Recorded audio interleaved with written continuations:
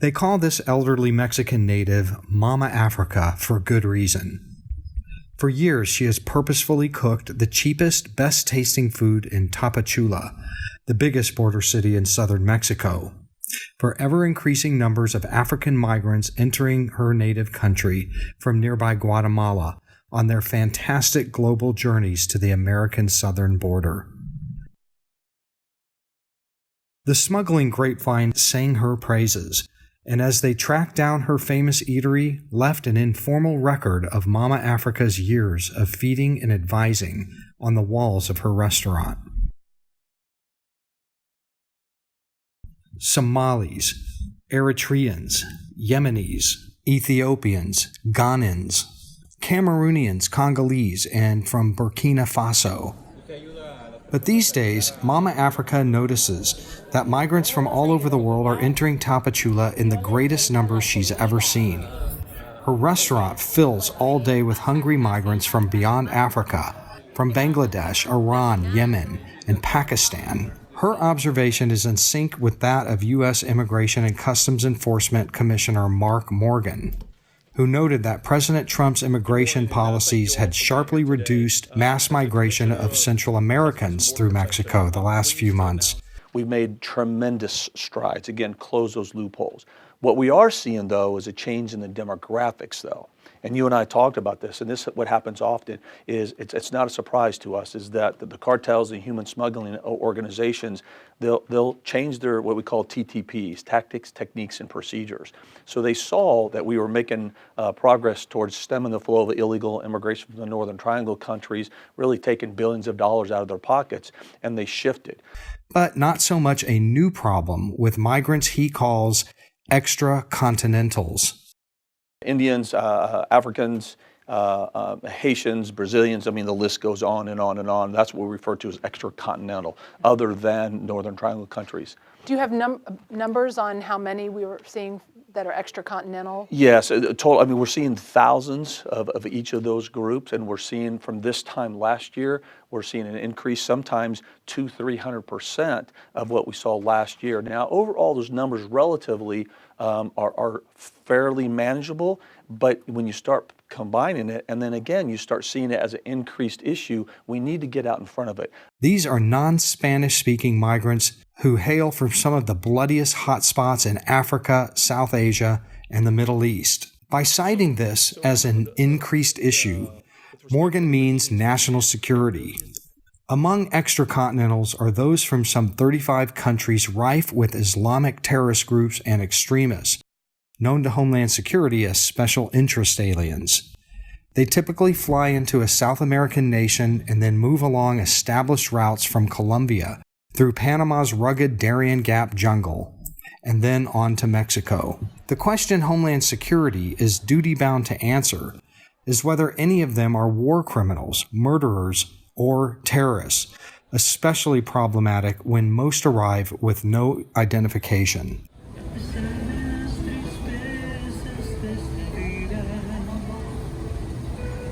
In Tapachula, just days after a DHS alert warned of 4 suspected Iranian terrorists en route through Central America, I met and interviewed special interest aliens from countries of terrorism concern, like Pakistani migrant Asif Khan. The 30-year-old said he was an engineering school graduate back home, but proved evasive about pertinent details of his story when I interviewed him, like his explanation for leaving Pakistan. He just told me, I had some problems. And quite unlike most extra-continental migrants I'd spoken to, Khan said he evaded new Mexican requirements, that he register with the government and apply for Mexican asylum. He was off-grid here, hoping to find a smuggler.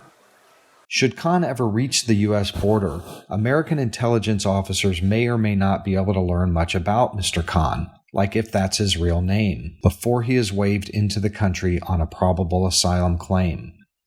Since 2016, more than 1,000 Pakistanis have been caught crossing the American border between ports of entry. American Homeland Security regards Bangladeshis as special interest aliens of higher risk too, because terrorist groups like Al-Qaeda and ISIS operate in that Muslim-majority country.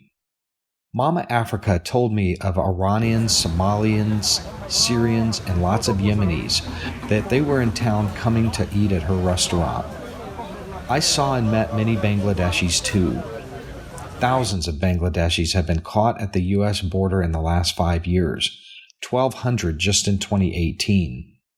Here's the problem for American Homeland Security that CBP's Acting Commissioner Morgan referenced. Under President Donald Trump's tariffs threat, in June 2019, Mexico deployed 6,000 National Guard troops to stop a mass migration through its territory of mainly Central Americans. Mexico began deporting anyone who didn't want to apply for Mexican asylum, and making those who did wait in southern Mexico, forced to comply, kept from moving forward by those National Guard at interior roadblocks. On top of all that, any Central American who made it to the American border anyway, using expensive smugglers, stood a good chance of being pushed right back into Mexico. Except for Extra-Continentals. They were exempt. At first, Mexico let them, the non-Spanish speakers, through their new cordon. DHS officials tell CIS that almost all Extra-Continentals who got to them at the American border would be waived right into the United States on asylum claims. But today, only the Mexicans have begun doing anything about this human traffic. They've started trapping them in southern Mexico right alongside the Central Americans.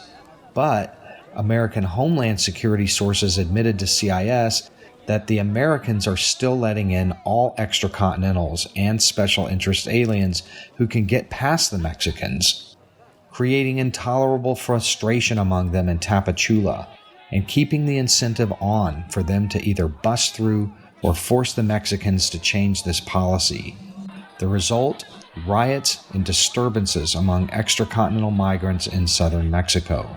American government sources tell CIS that American pushback policies, like one requiring migrants apply for asylum in the first country outside their own, the so-called Safe Third Country rule, are not being applied to those from Africa or the Middle East. Although many extracontinentals may pass through 5 or even 10 such countries, they still get waived through the American turnstile, exempt from all of Trump's new policies. Meanwhile, Mexico can't readily deport special interest aliens and Africans because home countries have to agree to take them, and Syria, Iran, Cameroon, the Democratic Republic of Congo don't exactly keep diplomatic staffs on hand in Mexico. There's some evidence that just Mexico's policy is starting to reduce the influx of extracontinentals. The numbers of arriving Africans registering in Mexico dropped in December for the first time in a year, said Claudio Briceño, head of the Mexican agency that processes new migrants in, Comar. In December, it all went down, she told me. Nigeria, Congolese, Cameroonians, because now Mexico is full of checkpoints. This Cameroonian named Peter, waiting to register outside her agency, told me he spent $9,000 to be smuggled this far, and then Mexican National Guard ruined that massive investment by pulling him off a bus several hours north of here and sending him back to a Tapachula detention center. With no money to go home, he'll apply for Mexican asylum, which will disqualify him for American asylum for years. Here's what he told me. They say it takes 6 months to get the asylum. I don't even want to be here 1 month.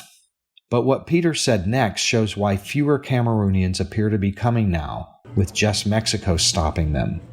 He is telling all of his friends and family back home, I tell them never to attempt to come here. This is another nightmare. I can't advise no one to come. If I knew I couldn't pass through, I wouldn't have come here. Such messaging is a powerful deterrent to his fellow citizens back in Africa, who would not be willing to risk a $9,000 fortune for Peter's outcome. Still, the American door is wide open, and other extracontinentals are still trickling right through under current policy. Leaders like CBP's Mark Morgan will have to answer a question. Should the United States finally start applying its new pushback policies to them now? Until that happens, American Homeland Security will have to gamble that they can properly and thoroughly vet them all before they are released to make sure none are war criminals, murderers, or terrorists, especially problematic when most arrive with no identification. This is Todd Bensman with the Center for Immigration Studies.